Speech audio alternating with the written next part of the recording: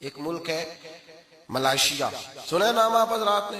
جس نے سنا وہ بس بتائیے گا، دوسرا نہ بتائیے، نام تو سنا ہے نا آپ حضرات؟ ملائیشیا میں کوئی جماعت نہیں گئی کلمہ پڑھانے کے لیے، فوجی نہیں گئے، سارا ملک مسلمان ہو گیا۔ کیسے مسلمان ہوا؟ دو صحابی تھے، ان کا کام نہیں چلتا تھا، ان کی دکان تھی طائف میں، کاروبار نہیں چلتا تھا، دونوں نے ارادہ کیا، کہنے لگے یہاں کام نہیں چلتا، جگہ بدل نہ لیں؟ کہا بدل لیتے ہیں۔ ڈھونڈتے ڈھونڈتے ان کا خیال بنا کہ ملائیشیا میں چل کے دکان کرتے ہیں۔ اس ملک کے اندر آ گئے، یہاں دو صحابہ نے دکان ڈال لی، سودا بھی کھرا دیتے، بات بھی کھری کرتے، دلوں میں بھی سچ تھا، زبانوں پہ بھی کاروبار کرنے آئے، کاروبار، زبان بھی سچی، دل بھی سچا، بات بھی سچی۔ جو آدمی آتا اس سے محبت کرتے، اس کو کہتے یہ سودا جتنا تو لینے آیا اس سے تھوڑا بھی لے گا تو تیرا کام چل جائے گا۔ لوگ سمجھنے لگے یہ خیر خواہ ہے۔ ایک دن کے اندر 5 وقت وہ دکان بند بھی ہوتی، وہ بند کر کے دکان نماز پڑھنے جاتے، کہتے ہیں جب واپس آتے تو دکان کے باہر لائن لگی ہوتی، سودا خریدنے والوں کی لائن لگی ہوتی، لوگ کہتے ہیں کہیں اور سے نہیں لینا، انہی سے لینا ہے۔ یہ بات سچی کرتے ہیں، بھلے کی کرتے ہیں، خیر کی کرتے ہیں۔ جو آدمی اپنے گھر میں کوئی کام کرانا چاہتا پہلے ان دکانداروں سے جا کے مشورہ لیتا، کہتا بھائی یہ چیز مجھے چاہیے، میرے گھر کے اندر کتنی لوں تو کام چلے گا، کیا کروں؟ دکان، ان 2 رات کی دکان، او بھائی دکان پہ بیٹھے ہیں صحابہ، لوگ مشورہ لیتے، وہ مشورہ دیتے، لوگ ان سے سوال پوچھتے، وہ جواب دیتے، انہیں سودا دیتے، بات چیت ہوتی۔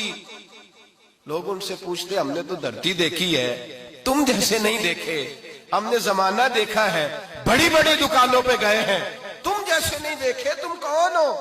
اسے اب ایک دوسرے کا منہ دیکھتے اور دیکھ کے کہتے ہم کون ہیں؟ تم نے ابھی ابو بکر صدیق کو نہیں دیکھا۔ ہم کون ہیں؟ تم نے ابھی عمر فاروق کو نہیں دیکھا۔ ہم کون ہیں؟ ابھی تو تم نے عثمان غنی کو نہیں دیکھا۔ ہم کون ہیں؟ ابھی تم نے علی ابن ابی طالب کو نہیں دیکھا۔ اور فرمایا ہم تو نوکر ہیں، ابھی تم نے محمد عربی کو نہیں دیکھا، ابھی تم نے سید عالم کو نہیں دیکھا۔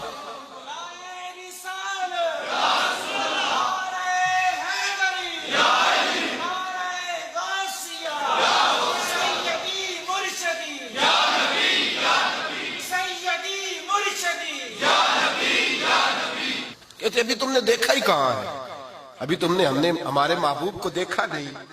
وہ کہتے تم ہو کون؟ تعارف تو کراؤ۔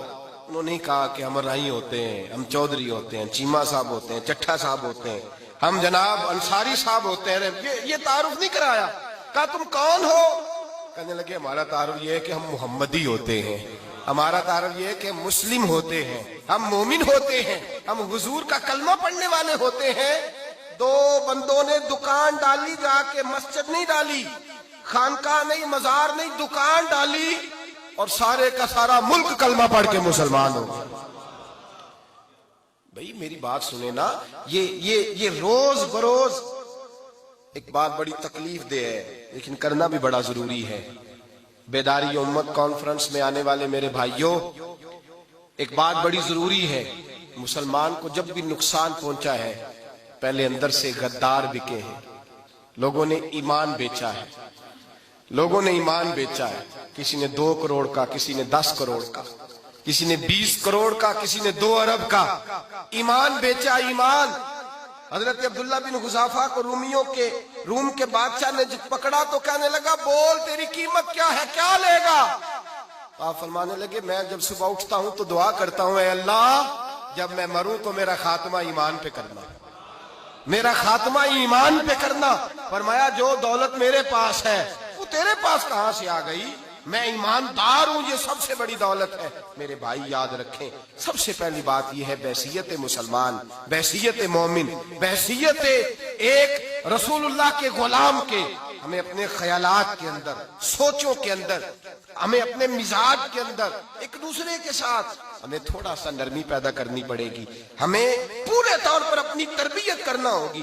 ہم اپنے وعدے کو نبھا کریں، ہم جس ذمہ داری پہ ہمیں بٹھایا گیا ہے ہم اس ذمہ داری کا پاس اور لحاظ کریں، ہم احساس پیدا کریں کہ ہمارے کردار و عمل سے کوئی دور ہو رہا ہے یا قریب ہو رہا ہے۔ اقبال کہتے ہیں کوئی کارواں سے ٹوٹا، کوئی بدگماں حرم سے، کہ میرے کارواں میں نہیں خوب دل نوازی۔